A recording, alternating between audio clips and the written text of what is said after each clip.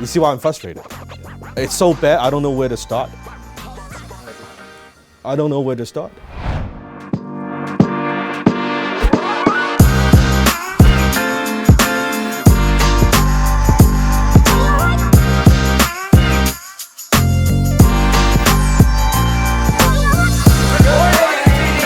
Good morning, Team Dan Lok. Good morning.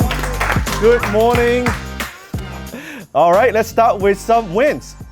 We've got a black dragon that's lining up, coming in right now, a $2 million business owner that is out in Poland in the makeup industry, and he's going online.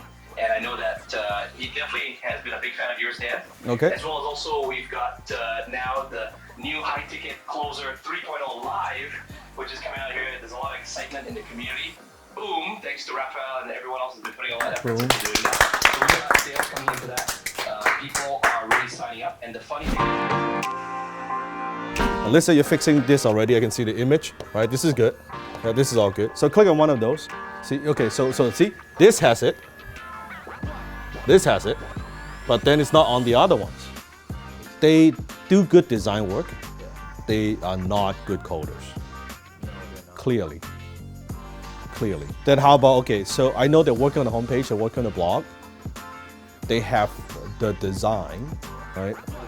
Yeah, but this would all be changed. Like with the new homepage, this is all like getting way simplified. But they design certain things is good. I give them that. This is the plastic material. Yeah, feels good. So I think it's even better than the one from last week. I like it.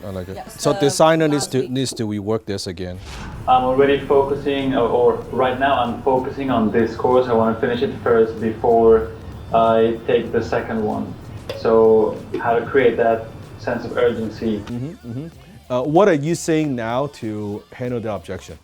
Yeah, I understand it's your prospect. I also believe it's important to focus on your priorities and take it one step at a time. But what if we could help you reach your goals faster? Do you think Dan became successful just with one course or one skill? Or do you think he actually developed multiple skills? One of the things that you could say are very powerful sayings is for the team, okay? Is use the two words called most people. Write this down, most people. You notice in my videos I use that a lot. Exactly, hey, Mr. Prospect, I understand, right? And we have a lot of professionals, a lot of business owners. They invest in one of the programs, and they say the same thing. Most people say the same thing. This is very similar to the good old I know how you feel, felt, found. I know how you feel. I felt the same way. Here's what I found. It's just a different way of doing it. But what I notice is the business owners, the top achievers who really get results, they immerse. A very powerful closing line that I've also used in the past is this. Before I came up with what would you like to do next, is this closing line. Based on what we discussed, my recommendation is you get the more sales challenge.